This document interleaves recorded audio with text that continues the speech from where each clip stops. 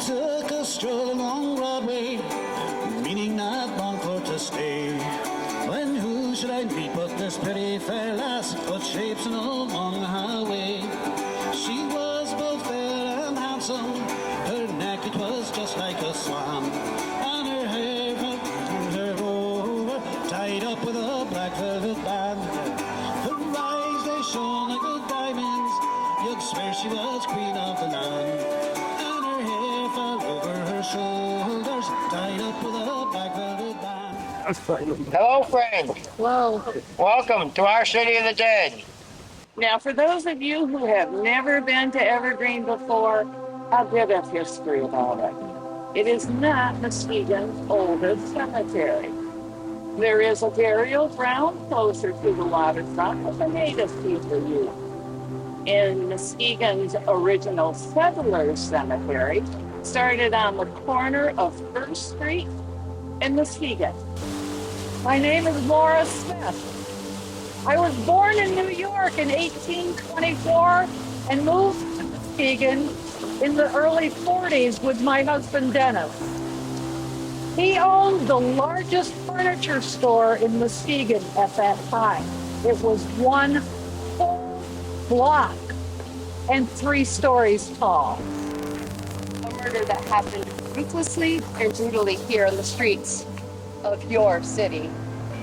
But I digress. May I share my humble story first? Yeah? Thank you so much. Hello, good afternoon. Good afternoon. You have arrived at the best time. I just sat down to read the newspaper and I found out there's an article about me. I'm going to read it to you. Mrs. Harkness, that's me, has resided here for nearly 82 years. Jackson Street woman has lived here longer than any other person. She is 84 years old. Now why did they say that part? Acting on behalf of Mr. Strom, my husband, as a member of the Parks and Cemetery Board, dedicated this wondrous edifice in a ceremony where it was accepted by Vice Mayor Richards on behalf of Mayor Drats.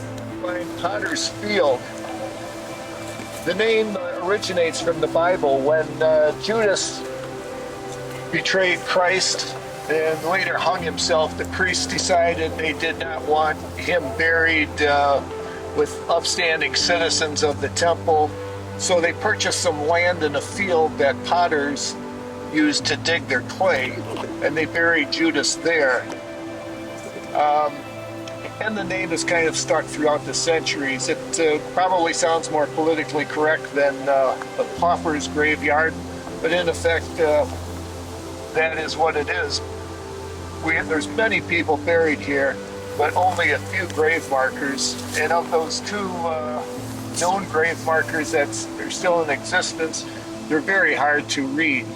My name is Andrew McLaughlin, and I am here to tell my father, David McLaughlin's story today. I came from my own City of the Dead in Ann Arbor, Michigan at the Forest Hill Cemetery there in order to tell my father's story. Hello, friend. Hello.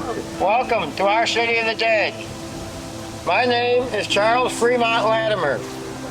I was born in Wisconsin in 1859. My name is Mrs. Adelphia Grace Ward. I was born in Surrey, England in 1844. My father served in Her Majesty's Army in India, and when he retired, the entire family immigrated to Canada. Looking for more opportunity, we went on to Chicago, Illinois. I took a stroll along Broadway, meaning not long for to stay. When who should I meet but this pretty fair lass, but shapes and along the highway. She was both fair and handsome, her neck it was just like a swan, and her hair over, tied up with a black velvet band. Her eyes they shone like the diamonds, you'd swear she was queen of the land.